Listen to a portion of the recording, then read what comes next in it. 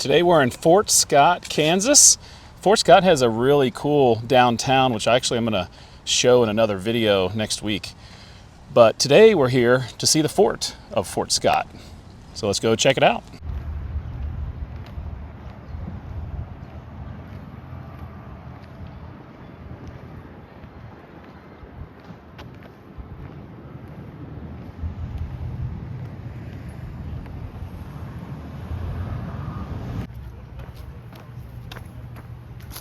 Approaching the main building here, this is the visitor center. We'll go in there first. But they have some different displays outside, even if the fort isn't open. But they have some different displays all around the grounds that you'd be able to check out. What Fort Scott used to look like, what it looks like today. And here's the visitor center. And they have a nice collection of odds and ends in there if you want to do some shopping. But also, this was the hospital. And this was built in 1843. And they treated wounded soldiers during the 1840s and during the Civil War. The fort was built in 1842 by the U.S. Army to maintain peace between the arriving settlers and the Native American tribes along the frontier.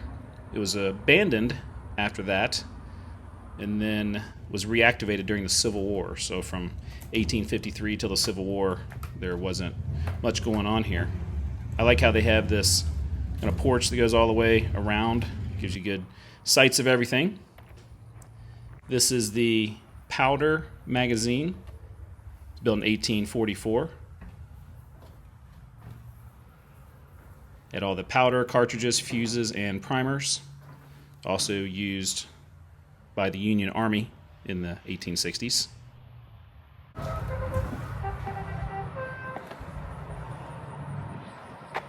This was one of a line of frontier forts stretching from Minnesota to Louisiana, built after Indian removal policies pushed tribes westward.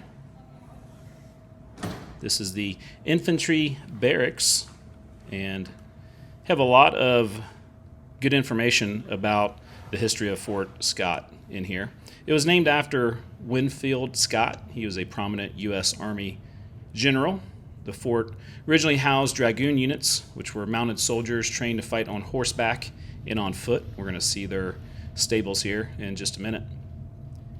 Played a major role in the conflicts leading up to the Civil War, especially during the Bleeding Kansas time, when pro-slavery and anti-slavery forces clashed often. During the Civil War, it was used by Union troops as a supply base, hospital center, and training location. It was made a National Historic Site in 1978 and is managed by the National Park Service. So in this first building that we go into that wasn't the visitor center, a lot of history of not only the fort, but the town and how it grew and what it has become today. Nice little town of about 7,500. You can see it out the window there. A lot of history between settlers and Native Americans in this part of the country. So going up to the second floor, they have a big room dedicated to the time before, during, and after the Civil War. Like I said, this is in the Bleeding Kansas area. We are not far from Missouri, so there was a lot of different disagreements and battles and skirmishes before the Civil War, and I've done other videos on the Kansas-Missouri border, but it's a fascinating area of history, and they did a really nice job with this. So compared to like Fort Larned, if you watch the video I did in Pawnee County, there's more displays like this in each building, where Fort Larned had kind of one big museum in one building. So not sure which one I like better. They both were done very nicely, and as you can see, very detail oriented.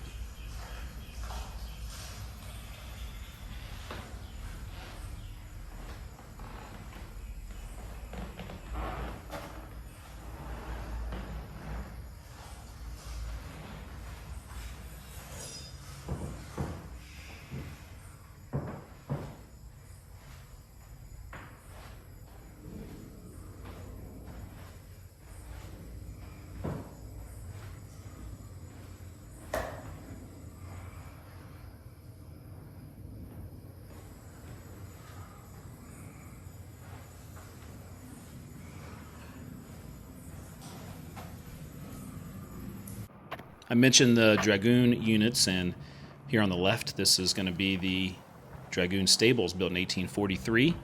They could put up to 80 horses in here with their feed and hay, all sheltered here. Later, it served as a Civil War storehouse for up to 1 million rations.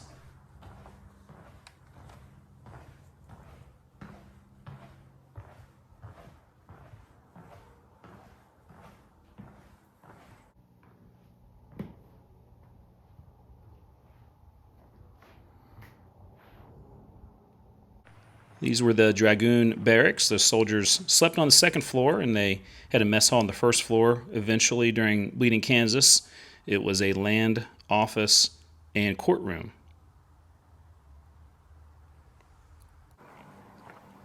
This was the post headquarters, built in 1848. The fort's commander oversaw post operations and convened court martials. In 1858, a man was killed here while it was operated as a general store.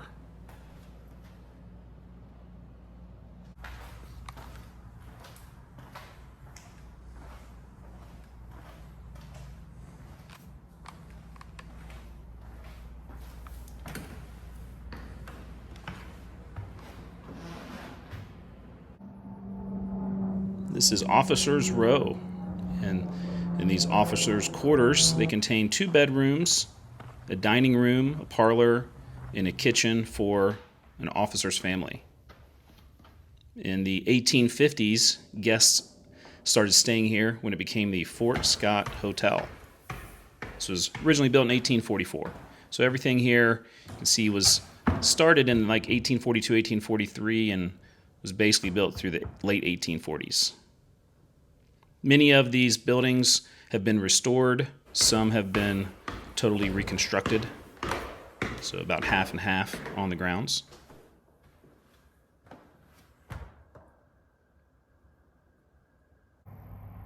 If there was an emergency, this was the 911 of the 1840s. This is what they would rush to help someone in need. And then over here next to it, this is the bakehouse, built in 1848. Bread was a staple of soldiers' diet, and enlisted men took turns baking the daily ration of bread in these ovens.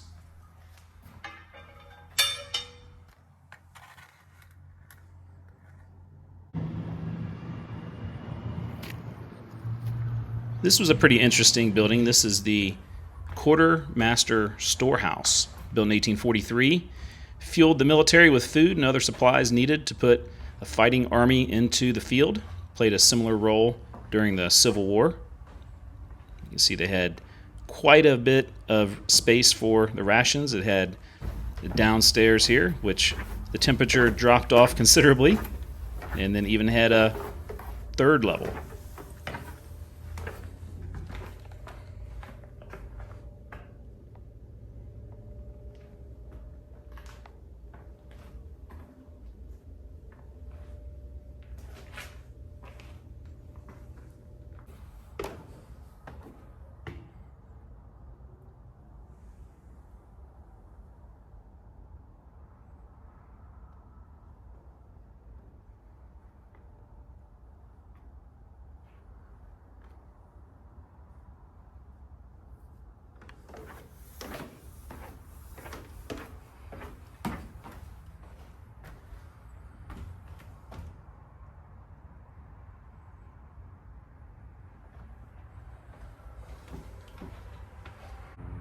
Not all of the buildings were open for exhibits, like this one here. I'm guessing there's either been exhibits or there will be in the future, but there's still lots of things to see here. This is the guardhouse, built in 1848. Contained rooms for guards and the officer of the day, along with cells for prisoners. This was also part of the Civil War hospital complex. This is right next to the hospital, and later became the city jail for Fort Scott.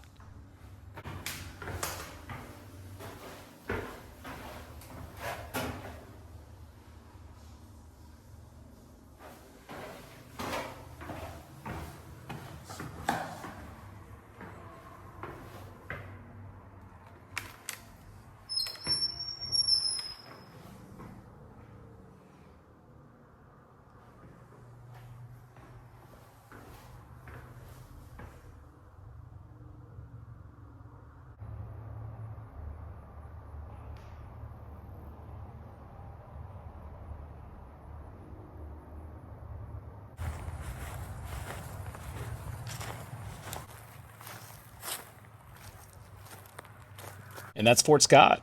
So there are some similarities to Fort Larned over there in Pawnee County. But probably the biggest difference here is that there's a town literally right next to it.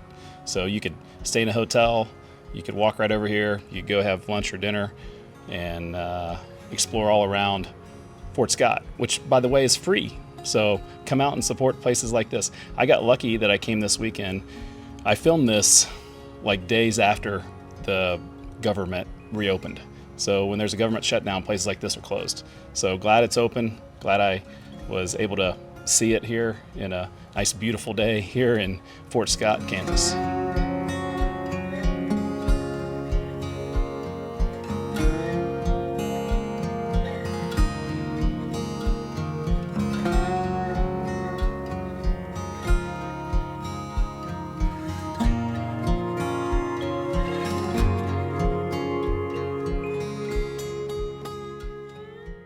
And that's Fort Scott. Very nice fort.